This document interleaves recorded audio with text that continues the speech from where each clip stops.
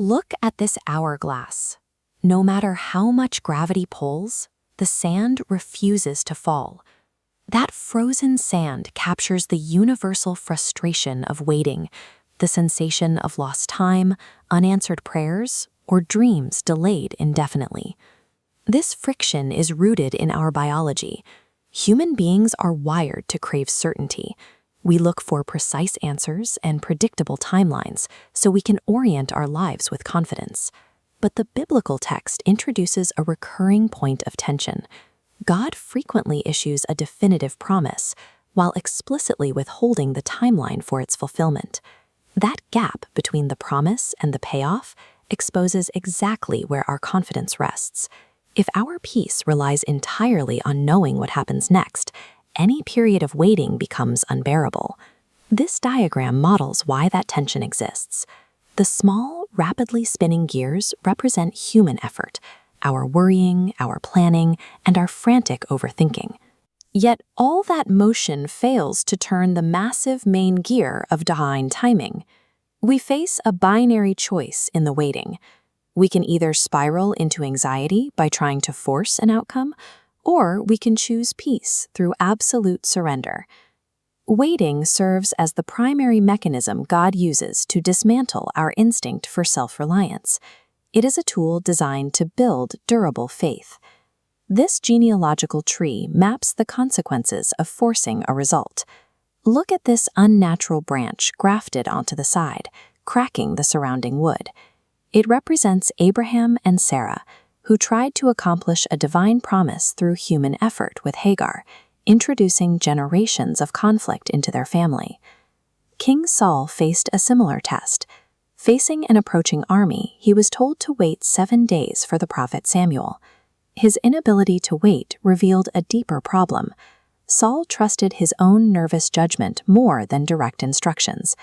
We see this same impatience in the prodigal son. He demanded his inheritance before his father's death, wanting tomorrow's blessings today. That demand accelerated his path toward reckless living and eventual ruin. Attempting to bypass a required wait does not accelerate a blessing.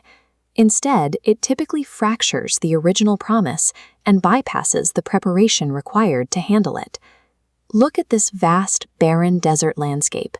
After escaping Egypt, the Israelites spent 40 years wandering this terrain.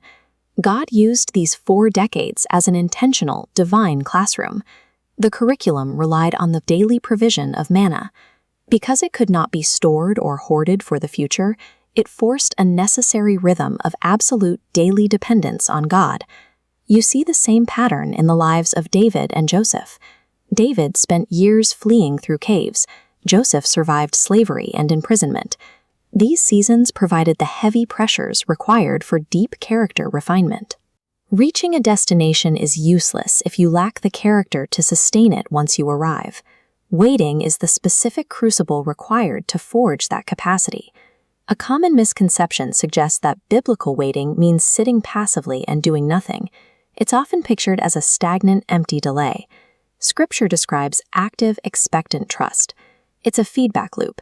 You continue to pray, obey, and serve today, while looking toward the future with confidence. Once you have prepared and obeyed, continuing to worry or overthink accomplishes absolutely nothing. This realization is profoundly liberating. By recognizing the outcome is no longer ours to control, we are freed from the crushing burden of manufacturing our own future. Watch the light illuminate these ruins. For centuries, generations waited for a promised Messiah, holding on to a hope they couldn't yet see. Christ arrived at the fullness of time, the exact historical moment dictated by perfect divine wisdom. He did not come early, and he did not come late. If God managed the exact timeline of cosmic redemption, he is fundamentally trustworthy with our smaller, delayed dreams and unanswered prayers. This requires a practical shift in our internal dialogue. We must move our focus from the question, "When will this happen?" to the more important question, "How can I be faithful today?"